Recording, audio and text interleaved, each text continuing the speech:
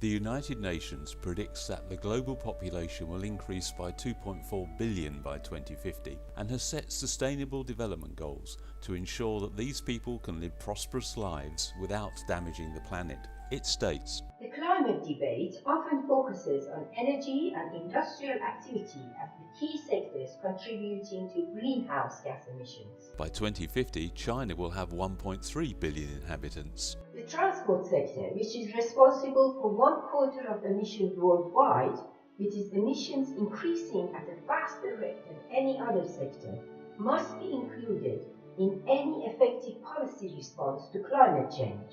By 2050, the USA will have grown 20%. The UN believes Sustainable transport must be an essential ingredient in sustainable development strategies.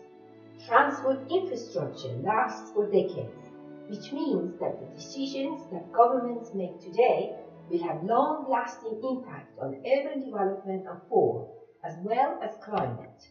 100 years ago, Ebenezer Howard proposed a solution for a similar problem. Population growth must be accommodated without eating into all the land around our cities. People have to continue to have access to the countryside for their physical and spiritual well-being. Howard created new garden cities such as Letchworth, in which people have the benefits of both the city and the country. His garden cities were to be linked together in clusters to form a social city. Connected Cities employs the same principles using the current rail networks to link existing and new towns. The towns within 15 minutes travel time of the hub town federate together to become a connected city. So that people are not dependent on private cars, all development takes place in the 1 kilometre radius areas around stations, within which walking, cycling and small traffic are the natural form of travel. The towns are connected by frequent rail services, so they remain separate but together have greater choice and opportunities, creating prosperity. The city expands, but the use of land, energy and resources is minimized. The Connected Cities methodology is applicable globally.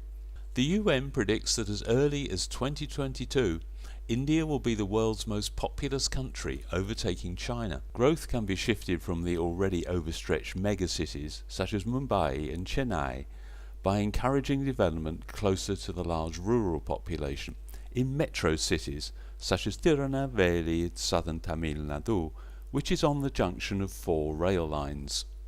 Its population is just under 500,000. Current plans are to expand into the surrounding agricultural land. Present, it has 8 stations within 15 minutes travel time of the hub. Assuming growth of 15% per decade, development at average densities in their pedsheds would accommodate just under half the new people. New settlements around 8 new stations would provide for the remainder.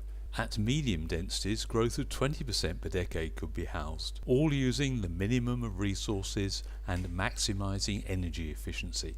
The UN says, "Climate change is now affecting every country on every continent. It is costing countries and communities dearly today and even more tomorrow.